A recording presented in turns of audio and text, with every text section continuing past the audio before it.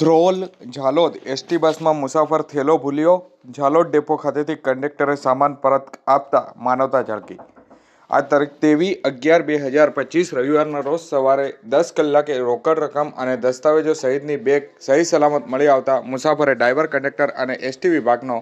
માનવતાપૂર્વક આભાર વ્યક્ત કર્યો। ઝાલોદ તાલુકાના જાફરપુરા ગામના રહેવાસી તથા જામનગર ડિવિઝનના ધ્રોલ ડેપોમાં કંડક્ટર તરીકે ફરજ બજાવતા મેહુલભાઈ ભેદીએ માનવતા અને પ્રામાણિકતાનો સુંદર દાખલો પૂરો પાડ્યો। ગતરોજ તારીખ 22/11/2025ના રોજ સાંજે 6:30 GJ18ZT 2241 નંબરની જે ધ્રોલ ઝાલોદ એસટી બસ મુસાફર સાથે નીકળી હતી અને રાત્રે 8:15 કલાકે બસ રાજકોટ ખાતે પહોંચ્યા બાદ જે કહી શકાય કે 24, 25 અને 26 નંબરની સીટે મુસાફરી કરી રહેલા કમલેશભાઈ સોલંકી અને બીજા એક વ્યક્તિ ગોધરાની ટિકિટ લઈ અને ઉદલપુર ખાતે ઉતરી ગયા હતા। થોડા સમય બાદ તેમને ધ્યાનમાં આવ્યું કે તેમની બેગમાં બસમાં જ રહી ગઈ છે। તેઓએ તરત જ ગોધરા ડેપોનો સંપર્ક કર્યો હતો અને ગોધરા ડેપોએ બસના કંડક્ટર મેહુલભાઈ ભેદી સાથે વાત કરી અને ખોવાઈ ગયેલી બેગ અંગે ખરાઈ કરી હતી અને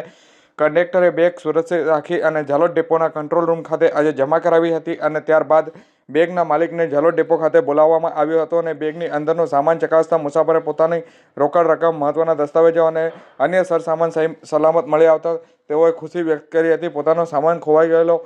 યથાવત મળતા મુસાફરના ચહેરા પર આનંદ છલકાયો હતો અને તેમણે કંડક્ટર, ડ્રાઈવર અને એસટી વિભાગનો હૃદયપૂર્વક આભાર પણ વ્યક્ત કર્યો હતો।